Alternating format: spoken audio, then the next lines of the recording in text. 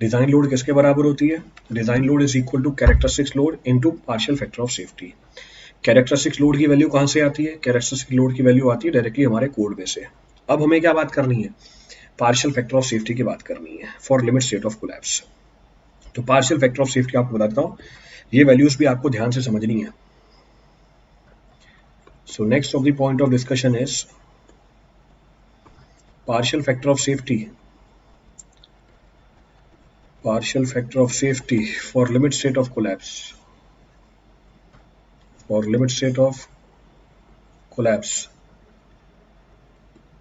and serviceability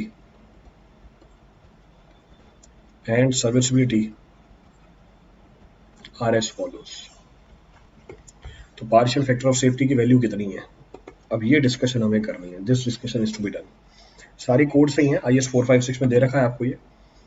तो पहली है हमारी लोड कॉम्बिनेशन, इस पे भी कुछ चीजें समझने वाली है, 2-3 उसको हम डिस्कस कर लेंगे। Load combination, then we have limit state of collapse, then we have limit state of serviceability।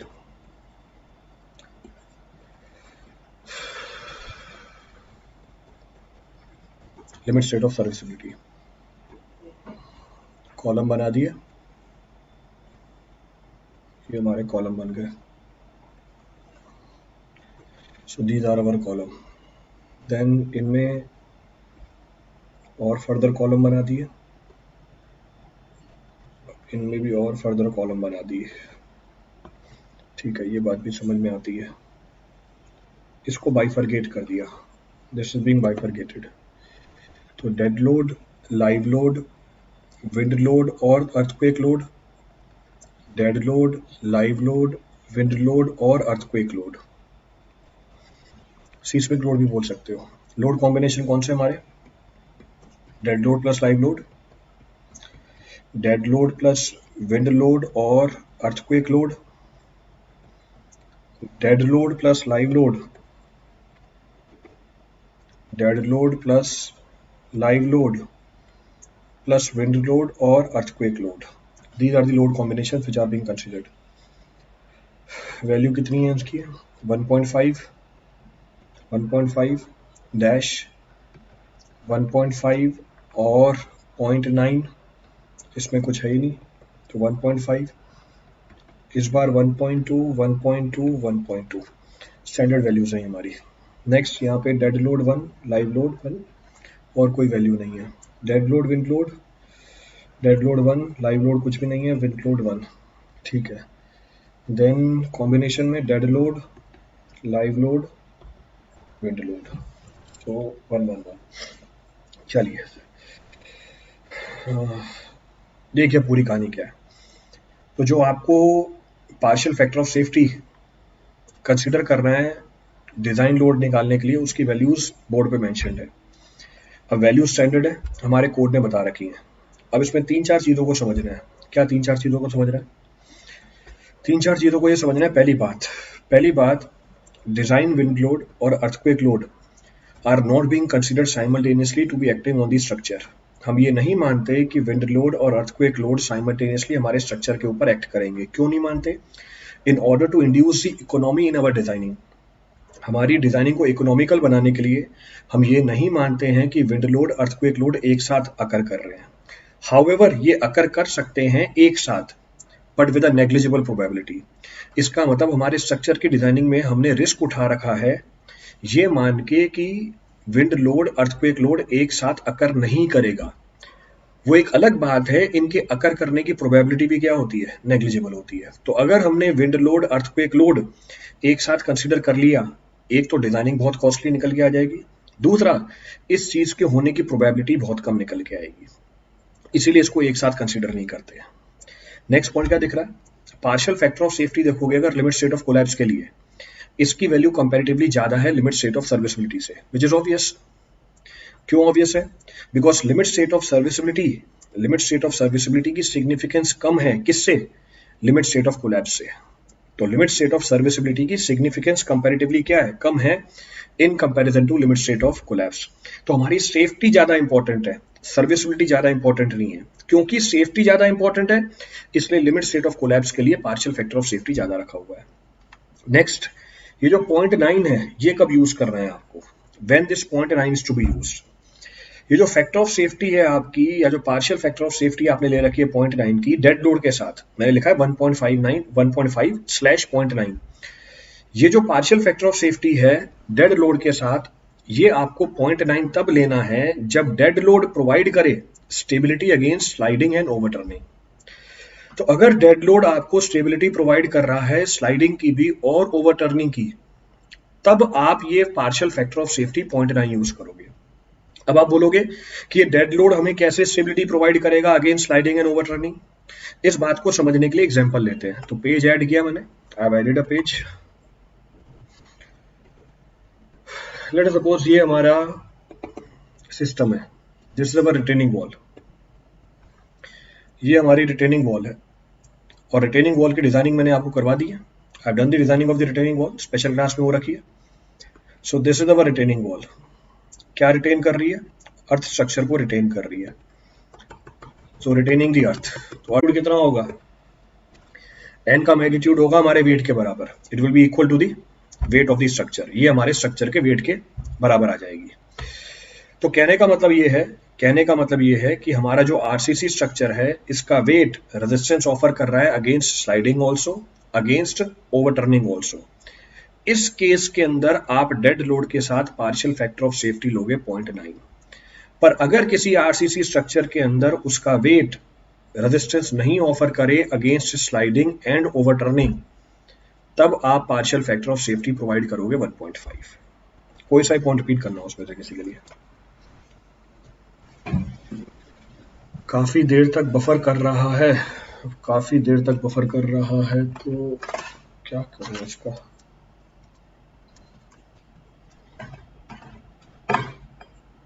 ये तो चल रहा है, मेरा तो वीडियो चल रहा है, यानी मेरी तरफ से ठीक है।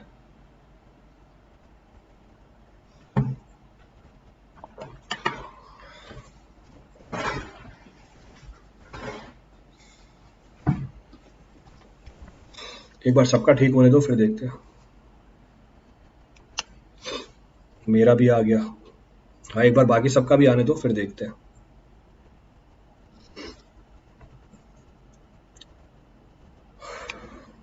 लैग कर गया था,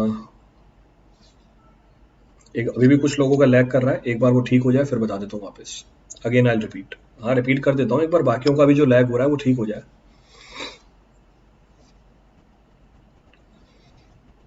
हो गया, सबका ठीक हो गया।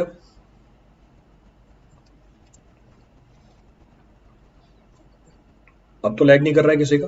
Now video is not lagging for anyone. ठीक हो गया, चलो अब ठीक हो गया। तो यहां पर मैंने क्या डिस्कस किया था, यहां पर मैंने ये डिस्कस किया था कि डेड लोड के साथ आप पार्शियल फैक्टर ऑफ सेफ्टी 0.9 कब लगाओगे। डेड लोड के साथ आप पार्शियल फैक्टर ऑफ सेफ्टी 0.9 तब यूज करोगे जब हमारे आरसीसी स्ट्रक्चर का वेट, जैसे example retaining wall, resistance offer कर रहा हो against what, against sliding also, against overturning also. इस बात को समझाने के लिए मैंने आरसीसी की रिटेनिंग वॉल बनाई, इसके ऊपर एक्टिव अर्थ प्रेशर दिखाया। ये एक्टिव अर्थ प्रेशर इस वॉल को स्लाइड भी करेगा, और ये स्लाइडिंग को ओवरकम करेगी हमारी फ्रिक्शन, जिसका मैग्नीट्यूड होता है म्यू इंटू एन, एन की वैल्यू मैंने वेट के बराबर लिख दी। ये जो हमारा एक्टिव प्रेशर है ये ओवरटर्निंग भी कराएगा, ओवरटर्निंग अबाउट टो, इसको हम बोल देते हैं टो, इसको हम बोल देते हैं हील। और ये जो ओवरटर्निंग है इसको रेजिस्ट कौन करेगा, वेट। वेट क्या करेगा, रेजिस्टिंग मोमेंट प्रोड्यूस करेगा, W इंटू एक्स बार। तो ये एग्जाम्पल है आपके सामने जिसमें हमारे स्ट्रक्चर का डेड लोड या वेट रेजिस्टेंस ऑफर कर रहा है अगेंस्ट स्लाइडिंग, या रेजिस्टेंस ऑफर कर रहा है अगेंस्ट ओवरटर्निंग। तो इस केस के अंदर आप डेड लोड के साथ पार्शियल फैक्टर ऑफ सेफ्टी कितनी लेके चलोगे 0.9 लेके चलोगे। पर अगर आपके आरसीसी स्ट्रक्चर का वेट रेजिस्टेंस ऑफर नहीं कर रहा अगेंस्ट स्लाइडिंग एंड ओवरटर्निंग, तब आप पार्शियल फैक्टर ऑफ सेफ्टी लेके चलोगे 1.5 का। इसीलिए यहाँ पर दोनों ऑप्शन है, 1.5 भी है और 0.9 भी है। 0.9 कब यूज करते हैं वो आपको पीछे बता दिया है, दैट वी हैव डिस्कस्ड। कोई सा ही पॉइंट रिपीट करना उसमें से किसी के लिए। Any of the point to be referred from this for anyone. और आपको जो रिटेनिंग वॉल का लेक्चर लिया था उसमें बताया था कि हमारी जो रजिस्टिंग फोर्स है, हमारी जो रजिस्टिंग फोर्स है या जो मोमेंट है, रजिस्टिंग फोर्स है या जो मोमेंट है, और जो डिस्टर्बिंग फोर्स है या मोमेंट है, इससे अगर फैक्टर ऑफ सेफ्टी निकालें तो रजिस्टिंग फोर्स और मोमेंट, डिस्टर्बिंग फोर्स और moment should not be less than 1.4। ये 1.4 से कम नहीं होनी चाहिए। So it should not be less than 1.4। तो ये जानकारी भी आपको दे रखी है। 1.9 ही लाइव लोड के लिए या अर्थक्वेक लोड के लिए है। भाई कहाँ है अर्थक्वेक के लिए, लाइव के लिए? लाइव का तो कॉम्बिनेशन ही नहीं है यहाँ पे। लाइव लोड के लिए तो कॉम्बिनेशन नहीं बनाया हुआ, तो 0.9 लाइव लोड के लिए भी हो गया। कहाँ से निकल के आया ये? जब भी कुछ बोलते हो, इतनी बार बोला है, सोच समझ के बोला करो। लाइव लोड है ही कहाँ इसके अंदर? विंड लोड, अर्थक्वेक लोड के लिए बता रखा है 1.5 लेना है, तो डेड लोड के अंदर बताया ना 1.5 और 0.9। सर लाइव लोड के लिए भी 0.9 ले लेंगे क्या? Clear? Partial factor of safety repeat करना है इस पर कुछ भी? अब हमारा जो पार्शियल फैक्टर ऑफ सेफ्टी है, now the value of the partial factor of safety जो आपने यूज करी है लोड के लिए, ये हम क्यों अप्लाई करते हैं? Why it is to be applied, यानी ये क्या क्या अकाउंट करता है? जैसे कल मैंने आपको बताया था पार्शियल फैक्टर ऑफ सेफ्टी जो आपने स्ट्रेंथ के ऊपर अप्लाई किया था वो क्या क्या अकाउंट करता है। यहाँ पे जो पार्शियल फैक्टर ऑफ सेफ्टी आपने अप्लाई किया है लोड के ऊपर, ये क्या क्या अप्लाई अकाउंट करता है? पहली चीज ये जो अकाउंट करता है, first, unusual increase in the load beyond the values considered. आपने जो वैल्यू मानी है लोड की, अगर उससे ज्यादा वैल्यू आ जाए लोड की, क्योंकि लोड हमारे कंट्रोल में नहीं होगा, तो ऐसे बहुत सारी पॉसिबिलिटीज होंगी जी इसमें लोड हमारे कंट्रोल में नहीं है। तो जो लोड हमने डिजाइनिंग के लिए माना, अगर उससे ज्यादा लोड आ जाए, इसको काउंटर एक्ट करने के लिए हमने पार्शियल फैक्टर ऑफ सेफ्टी लगा दिया। Next, unforeseen stress distribution. कहने का मतलब है जैसा स्ट्रेस डिस्ट्रीब्यूशन आपने कंसीडर किया कागज पे, अगर वैसा स्ट्रेस डिस्ट्रीब्यूशन नहीं हुआ तो उस केस में हमारे पास पार्शियल फैक्टर ऑफ सेफ्टी है। नेक्स्ट, आपने जो स्ट्रेसेस कैलकुलेट किए वो इनएक्यूरेट थे, तो inaccurate assessment of the stress. तो पहले तो डिस्ट्रीब्यूशन आपने अलग मानी, अब आपने जो स्ट्रेस की वैल्यू ले रखी है वो गलत ले रखी है, तो पार्शियल फैक्टर ऑफ सेफ्टी हमने लगा दी इसके ऊपर। क्लियर है चीज? तो हम पार्शियल फैक्टर ऑफ सेफ्टी इसलिए कंसीडर करते हैं कि जो लोड आपने माना उससे ज्यादा लोड आ जाए, जैसा स्ट्रेस डिस्ट्रीब्यूशन आपने माना उससे अलग स्ट्रेस डिस्ट्रीब्यूशन आ जाए, और जो स्ट्रेस आपने कंसीडर करी वो स्ट्रेस नहीं मिली क्योंकि वो इनएक्यूरेट थी। इन सारी बातों को अकाउंट करने के लिए हम पार्शियल फैक्टर ऑफ सेफ्टी लगाते हैं। किसके ऊपर? लोड के ऊपर। क्लियर? चले आगे।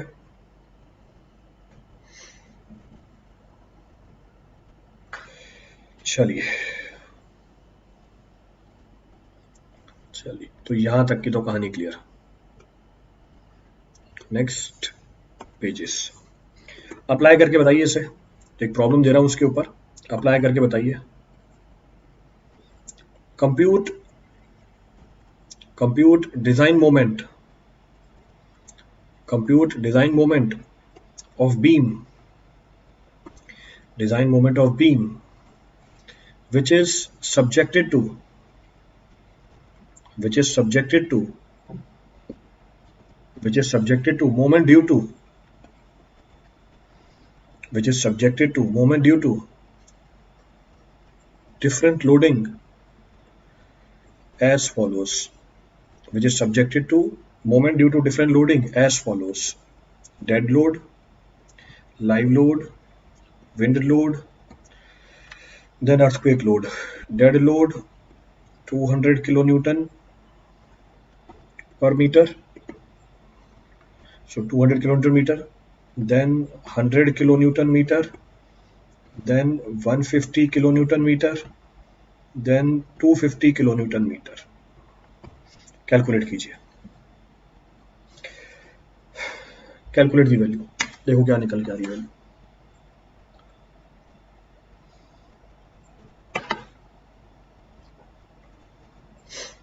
रीड द प्रॉब्लम, कैलकुलेट क्या पूछा है। 0.9 फैक्टर ऑफ सेफ्टी लेना, दैट मीन्स तब हम जो लोड स्ट्रक्चर पर आ रहा है उससे कम लोड ले रहे हैं, then how it is safe against collapse. 0.9 factor of safety हम ले रहे हैं, इसका मतलब कि आपका स्ट्रक्चर 0.9 टाइम्स जो लोड लग रहा है उस पर ही सेफ है। तो जब फुल लोड लगेगा उस पर तो सेफ होगा ही होगा। तो अगर मैंने partial factor of safety 0.9 apply किया, इसका मतलब ये है कि जब 0.9 पार्शियल फैक्टर ऑफ सेफ्टी लग रहा है, इट मींस जब 90% आपका डेड लोड लग रहा है तब भी मेरा स्ट्रक्चर सेफ है। तो फॉर श्योर अगर पूरा लोड लगेगा, 100% जब लोड लगेगा तब तो मेरा स्ट्रक्चर सेफ होगा ही होगा।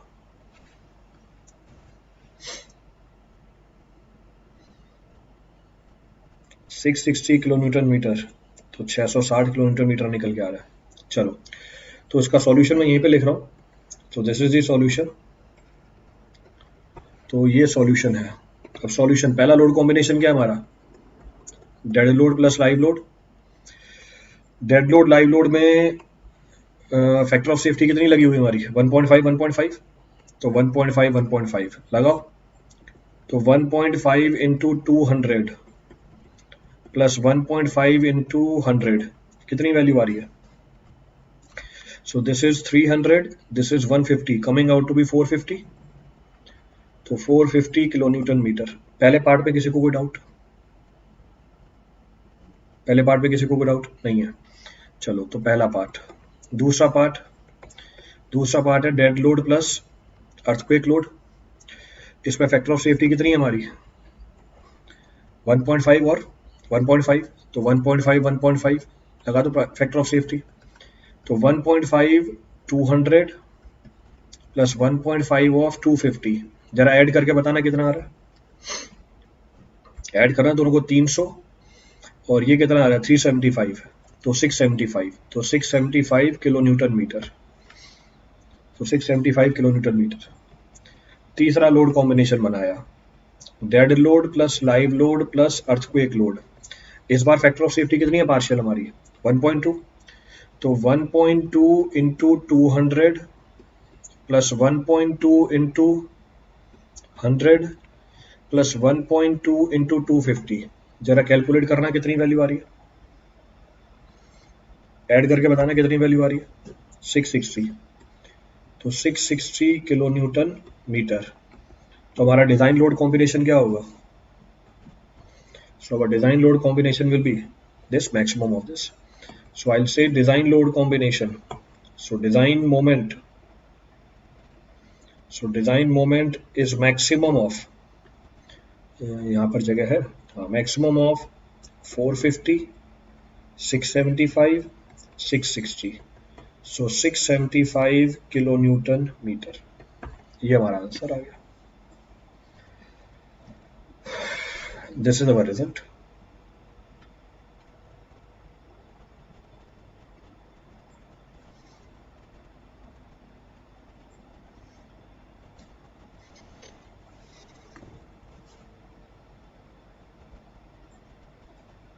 क्लियर है पूरी कहानी।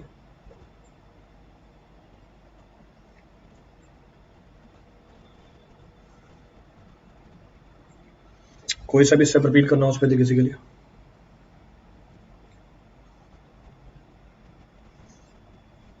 चलो, next point of discussion, next point of discussion है हमारा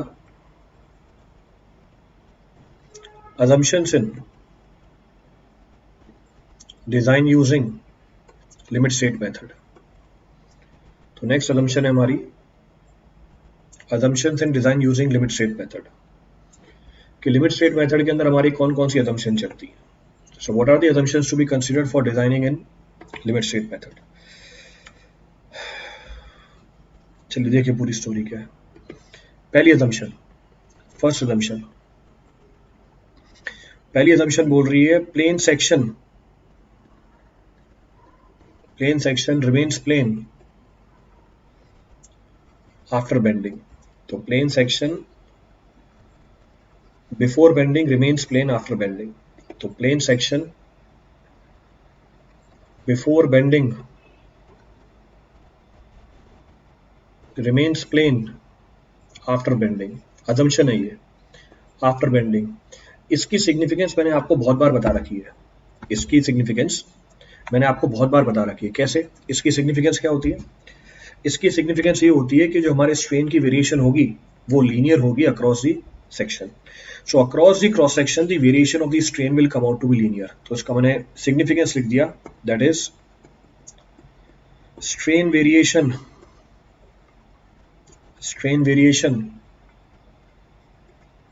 over the cross section.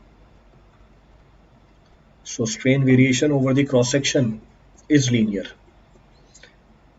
तो इस assumption का मतलब है कि जो strain की वेरिएशन है वो पूरे क्रॉस सेक्शन में आप क्या लेके चलोगे? लीनियर लेके चलोगे। इस बात को समझाने के लिए एग्जांपल भी दे देता हूँ। अच्छा, ये बात वैलिड है किसके लिए? ये बात वैलिड है only if the depth of the beam is less. तो ये भी लिख देता हूं ब्रैकेट के अंदर, in case of deep beams, in case of deep beams, अगर डीप बीम्स है हमारी, in case of deep beam plane section does not remain plane, plane section does not remain plane, plane section bending के बाद plane नहीं रहता।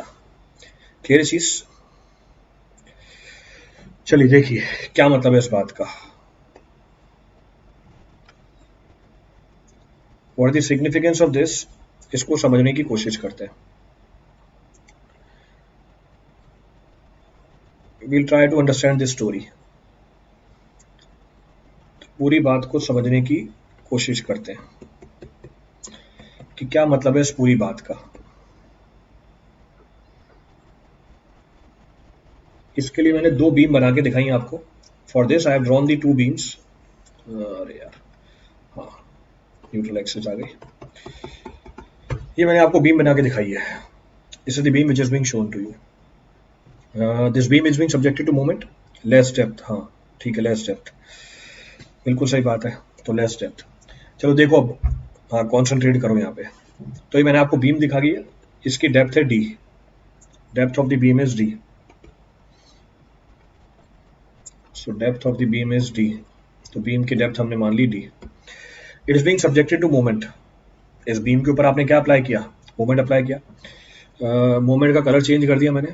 Let us suppose this beam is being subjected to moment, तो this beam is being subjected to moment।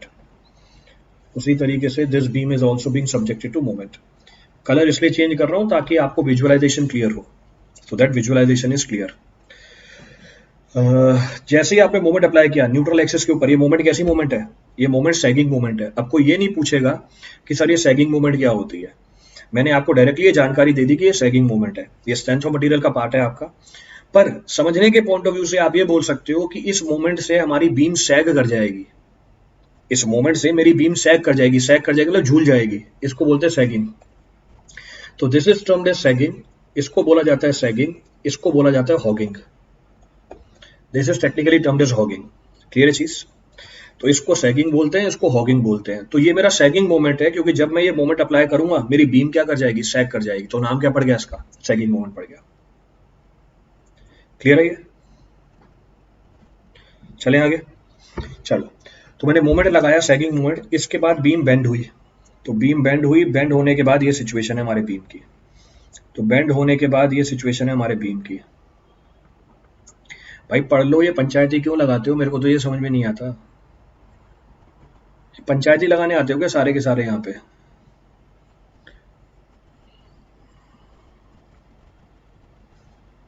जिसको पढ़ना है, जिसको जहां जाके पढ़ना है, जैसे पढ़ना है पढ़े, क्यों फालतू की बातों में पढ़ते हो? मेरे को तो ये समझ में नहीं आता। सो this is the situation after bending. ये सिचुएशन है बेंडिंग के बाद। जो फ्री हैंड से लाइन बना रहा हूं मैं उसको इग्नोर करना। The portion which I am drawing from the free hand, ignore it. तो वो इग्नोर कर देना, कोई फर्क नहीं पड़ता उससे। काले रंग से लिखा करो, लाल दिखता नहीं है, कलर ब्लाइंडनेस है मुझे। तो मैंने कहां से लिखा है? मैंने भी तो सारे काले कलर से लिखा हुआ है भाई, मैंने भी तो सारे काले कलर लिखे हुए भाई। मैंने कौन सा अलग कलर लिखा है? एक ही तो कलर यूज कर रहा हूं मैं। अजीब ही कलर ब्लाइंडनेस है तुम्हें। मतलब मैं काला कलर देख रहा हूं, उसको अलग अलग कलर दिख रहे हैं। ये कैसी कलर ब्लाइंडनेस है? देखो सारा काला ही लिखा हुआ है मैंने। चलो आगे बढ़ते हैं। भूल जाते हैं लोग किससे बात कर रहे हैं। भाई मैं भी इंजीनियर ही हूँ। काहे भूल जाते हो, मैं भी इंजीनियर हूँ और तुमसे बहुत पहले इंजीनियरिंग कर रखी है।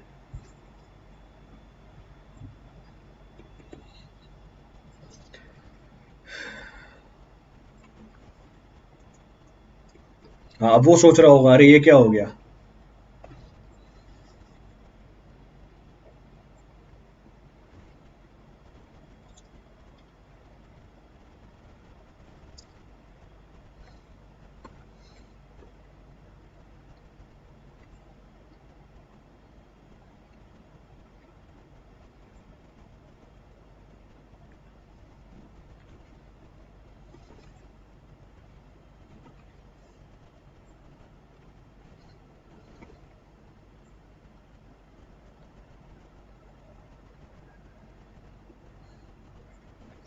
चलिए देखिए पूरी कहानी क्या है। तो जब मैंने ये बोला कि plane section before bending remains plane after bending, इस बात का मतलब क्या है कि स्ट्रेन की वेरिएशन लीनियर होगी। तो अगर x डिस्टेंस की दूरी पे हमारा स्ट्रेन है E, तो 2x डिस्टेंस की दूरी पे हमारा स्ट्रेन होगा 2E। तो अगर न्यूट्रल एक्सिस से x डिस्टेंस की दूरी पे अगर हमारा स्ट्रेन है E, तो 2x डिस्टेंस की दूरी पे हमारी स्ट्रेन कितनी होगी, 2 ही होगी। इसका मतलब स्ट्रेन कैसे वेरी कर रहा है, लीनियरली वेरी कर रहा है। स्ट्रेन इज वेरिंग लीनियरली, ये इस बात का मतलब होता है। This is the meaning of this. Clear है? रिपीट करना है इस पर कुछ? ये दूसरा है सर जी पढ़ाओ, तो भाई मैं क्या कर रहा हूँ, मैं भी तो पढ़ा ही रहा हूँ। इतनी देर से क्या कर रहा हूँ या इतने सालों से क्या कर रहा हूँ मैं? पूरे सर पढ़ाओ।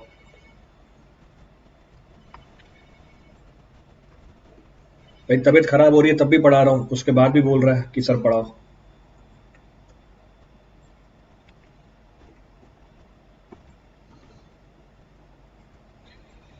तो भाई चुल खत्म नहीं होती लोगों की।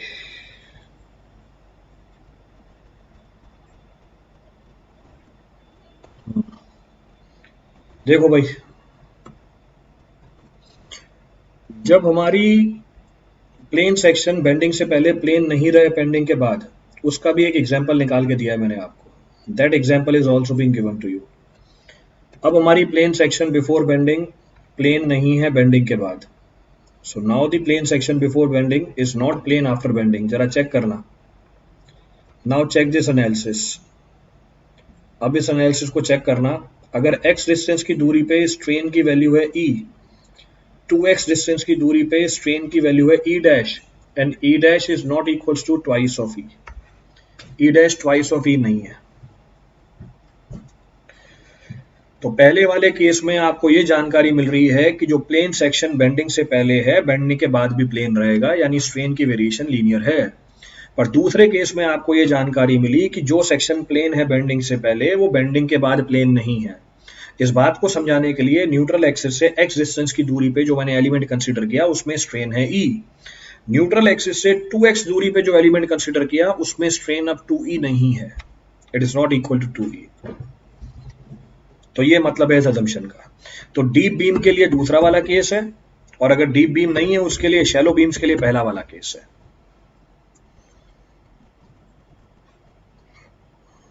क्लियर है?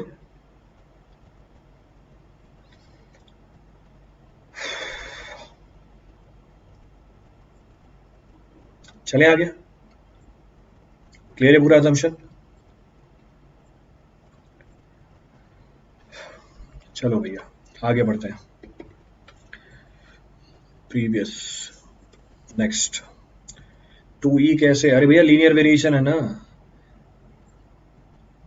अगर आप अपने डाउट लीनियरली पूछते हो, एक दिन में 10 डाउट पूछे, 2 दिनों में कितने डाउट पूछोगे? अगर आशुतोष गुप्ता अपने डाउट लीनियरली पूछता है, एक दिन में उसने डाउट पूछे 10, तो 2 दिन में कितने पूछेगा? या 2 दिन में 20 पूछेगा। तो वही तो लिखा है मैंने भी। 2E कैसे हुआ?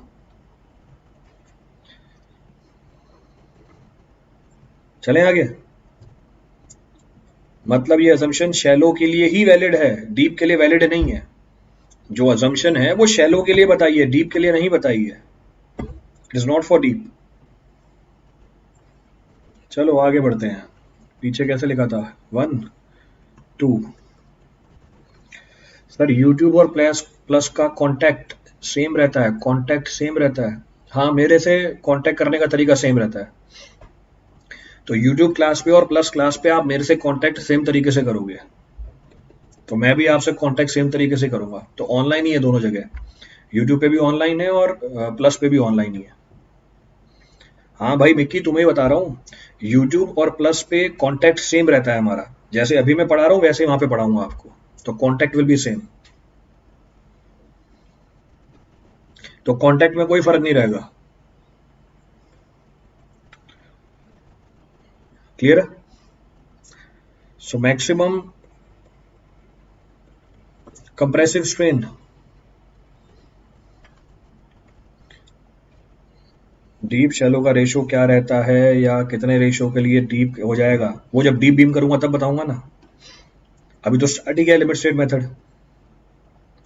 अभी तो भैया लिमिट स्टेट की पहली असम्पशन, ये देखो ये कौन है, डीप शैलो का रेशो क्या होता है, राकेश। एक हमारा राकेश, वो राकेश था जो चांद पे चला गया था, एक ये है। मतलब लिमिट स्टेट मेथड की पहली असम्पशन लिखी है, लिमिट स्टेट की पहली असम्पशन लिखी है, और पहली असम्पशन में इसको डाउट आ गया कि डीप और शैलो के बीच में डिफरेंस बता दो। तो एक वो राकेश था हमारा जो चांद पे चला गया था, और एक इसको पहले असम्पशन में क्या चाहिए, पहले असम्पशन में डीप बीम शैलो बीम का डिफरेंस चाहिए इसको। सर डिफरेंस बता दो सर।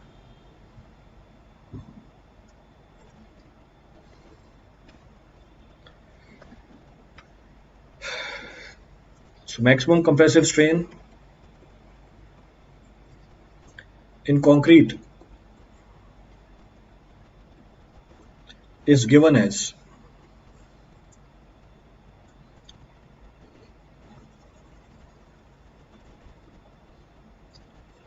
डीप बीम में ऐसा क्यों होता है? ये बहुत डीप चीज है, ये बहुत ही डीप चीज है। So maximum compressive strain in concrete, so maximum compressive strain in concrete is limited to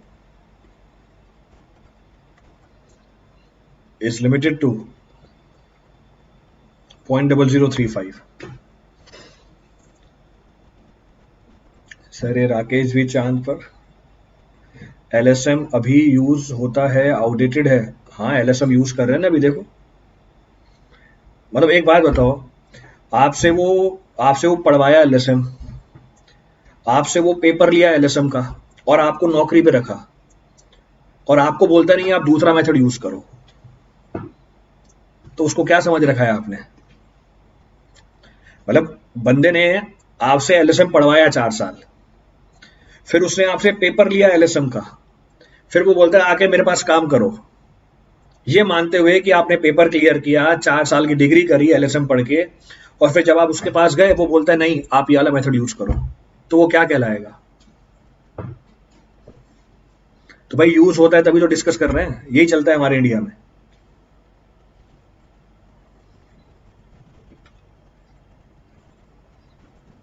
चलो आगे बढ़ते हैं। हाँ नेक्स्ट असम्पशन, नेक्स्ट असम्पशन क्या है? सो नेक्स्ट असम्पशन ये बोलता है कि maximum compressive strain in concrete is limited to 0.0035। आप कंक्रीट के अंदर मैक्सिमम कंप्रेसिव स्ट्रेन कितनी लेके चलोगे? 0.0035 लेके चलोगे। क्लियर चीज?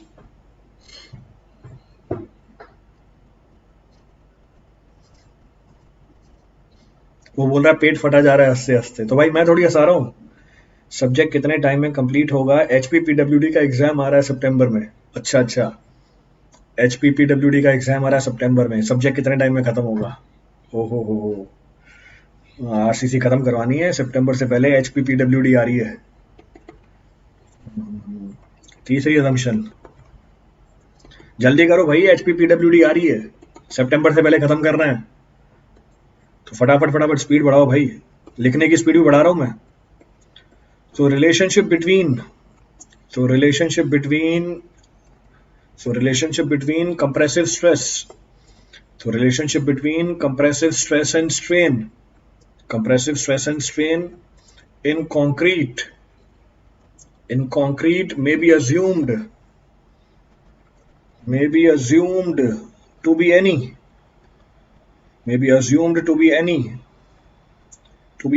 any का मतलब that is rectangular,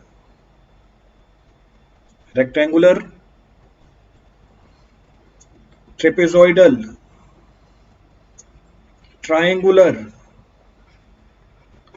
parabolic or any other shape, sorry वो थोड़ा लेट हो गए हम, or any other shape which results in prediction of strength, in sustained agreement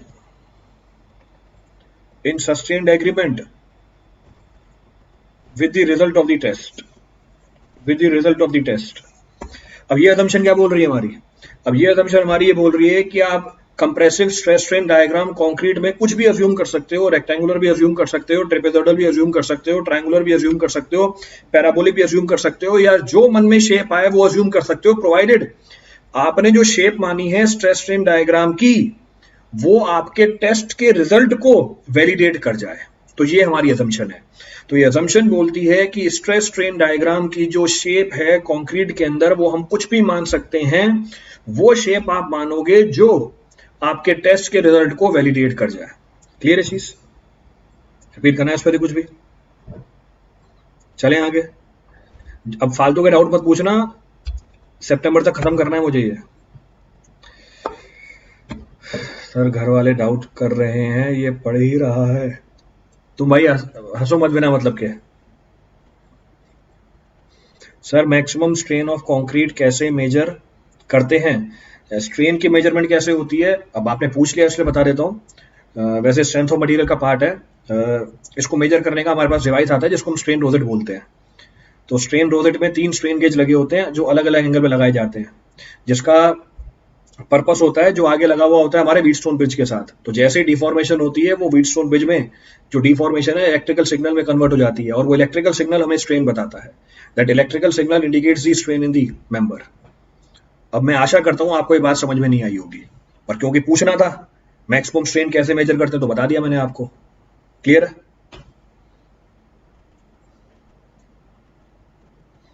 चले आगे। हम लोग ग्रुप में रखे नोट्स रेफर कर लेंगे।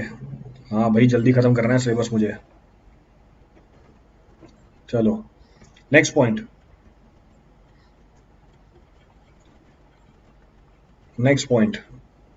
The acceptable stress strain curve for concrete is as follows. तो आप स्ट्रेस स्ट्रेन कर्व कुछ भी मान सकते हो, पर हमने क्या मानी हुई है अब मैं वो आपको बता रहा हूं। तो आप स्ट्रेस स्ट्रेन कर्व कुछ भी मान सकते हो, पर हमने क्या मानी हुई है वो हम डिस्कस कर रहे हैं। कोलैबोरेट करते हैं भाई, कोलैबोरेट नहीं करते हैं शाहरुख खान, कोरिलेट करते हैं। कोलैबोरेशन नहीं होती है, कोरिलेशन होती है। कोलैबोरेशन का मतलब होता है दो लोग मिलके काम कर रहे हैं। तो यहां करंट और स्ट्रेन मिलके काम नहीं कर रहा होता है, कोरिलेट कर रहे होते हैं। हम स्ट्रेन को कोरिलेट कर देते हैं इलेक्ट्रिकल करंट के साथ।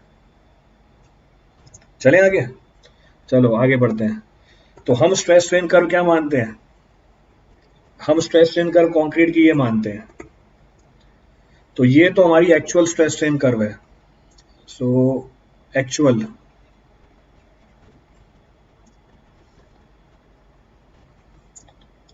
स्ट्रेस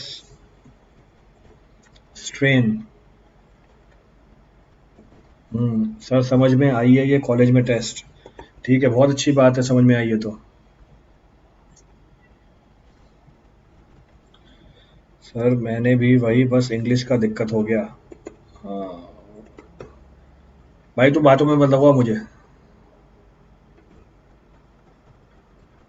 सितंबर से पहले सिलेबस खत्म करना है। HPPWD का पेपर है।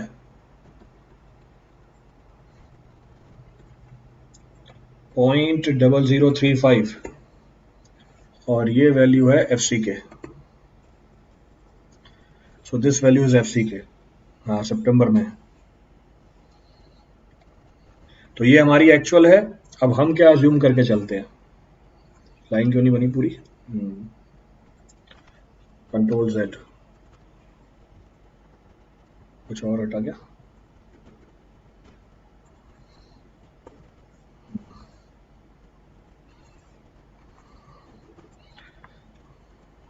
हाँ, कैलिब्रेट। तो ये हमारी स्ट्रेस है, ये हमारी स्ट्रेन है।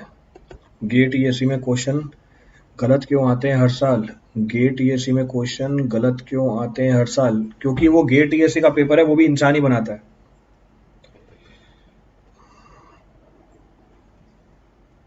जो गेट ईएससी का पेपर है वो भी इंसान ही बनाता है, इसलिए गलत आते हैं। 0.00 के बाद कांस्टेंट हो गई ना ग्राफ? कहाँ कांस्टेंट हो गई भाई? एक्चुअल में थोड़ी ना कांस्टेंट हो जाती है प्रभु।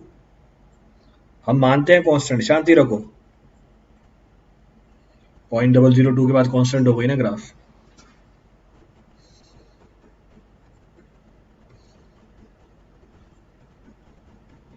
जो चीज लिखते जा रहा हो उसको बस देखते जाओ बस। एफ सी के 0.67 एफ सी के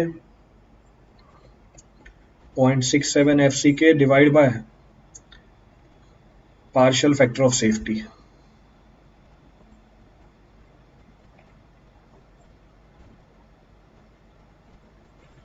तो ये हमारी कहानी है, 2 डिग्री पैराबोला। तो ये हमारे कर्व 2 डिग्री पैराबोला है। सो दिस इज अवर एक आइडियलाइज्ड कर्व है। ये हमारी आइडियलाइज्ड कर्व है। हाँ, कौन था वो 0.002 के बाद कांस्टेंट हो गया? ये रहा। तो हम मान लेते हैं 0.002 के बाद कांस्टेंट हो गया, होता नहीं है तभी लिखा है actual.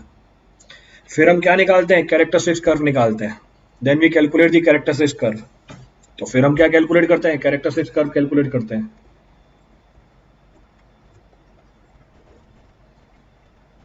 So this is our characteristics curve. उसके बाद फिर हमारी आती है डिजाइन कर्व।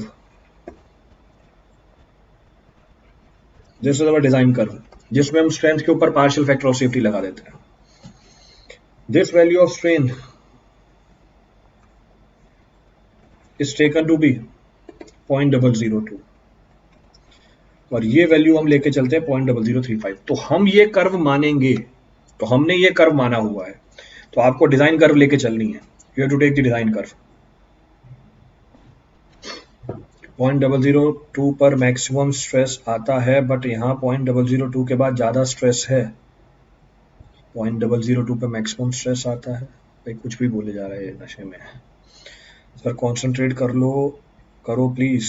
अच्छा वो देखो अश्विनी मुझे बोल रहा है, सर कॉन्सेंट्रेट करो, कमेंट मत पढ़ो। तो अब बात करते हैं हम थर्ड असम्पशन की। ये Anmol, if possible please take class in morning. हाँ, मॉर्निंग में तो मैं फ्री बैठा रहता हूँ। मॉर्निंग में तो मैं फ्री में बैठा रहता हूँ। तो मॉर्निंग में कुछ काम वाम नहीं है मेरे पास। सर पेपर पर 0.45 F6 लेके चलेंगे। हाँ बिल्कुल, ये कल बता तो दिया। पार्शियल फैक्टर ऑफ सेफ्टी कितनी है हमारी? 1.5 है। तो 0.67 डिवाइड बाय 1.5 तो 0.45 FC की आ जाएगी आपके पास। तो डिजाइनिंग के लिए आप कितनी लेके चलोगे? 0.45 FC के लेके चलोगे। क्लियर है? चलो, तो तीसरी असम्पशन क्या थी हमारी? तीसरी असम्पशन ये बोल रही थी आप कंक्रीट के लिए स्ट्रेस स्ट्रेन कर्व किसी भी शेप का ले सकते हो, ट्रायंगुलर, रेक्टेंगुलर, ट्रेपेजॉइडल और एनी अदर शेप, प्रोवाइडेड वो शेप जस्टिफाई कर जाए किसको? वो शेप जस्टिफाई कर जाए स्ट्रेंथ ऑफ कंक्रीट को, जो आपके टेस्ट करने के बाद मिली। हम क्या लेके चलते हैं? हम लेके चलते हैं 0.002 स्ट्रेन तक पैराबोला और उसके बाद स्ट्रेट लाइन। क्लियर है? तीनों 2 डिग्री कर्व है। तीनों 2 डिग्री कर्व है। तीनों 2 डिग्री कर्व है। भाई जितनी क्लास मैं लेता हूं ना, उतनी क्लास 3 लोग मिलके भी नहीं लेते हैं। सुबह 9 बजे से चलती है क्लास मेरी। सुबह भी एक क्लास और ले लिया करो।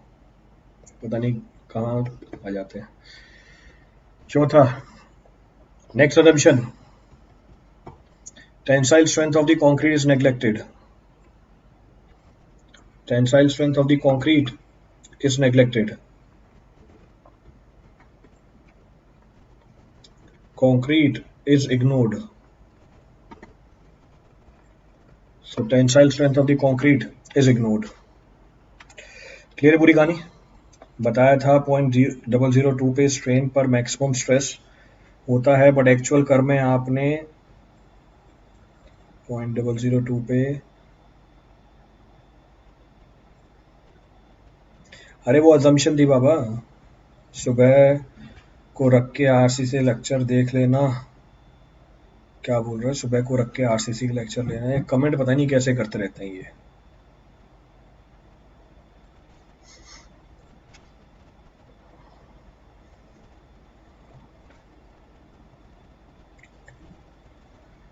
चलिए, नोट कर लिया सबने? Has everyone noted?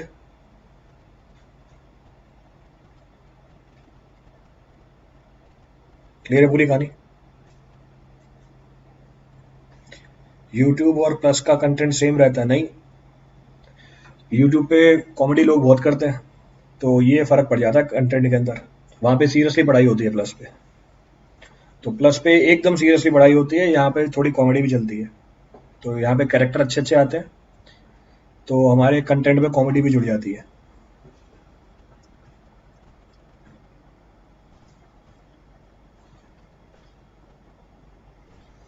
चलो बाकी अब कल करते हैं, दूसरी क्लास भी है।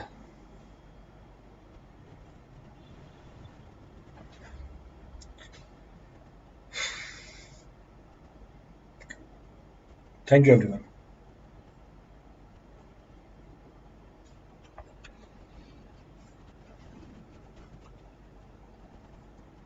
भाई दूसरी क्लास भी अभी 2 मिनट बाद, 5 मिनट बाद।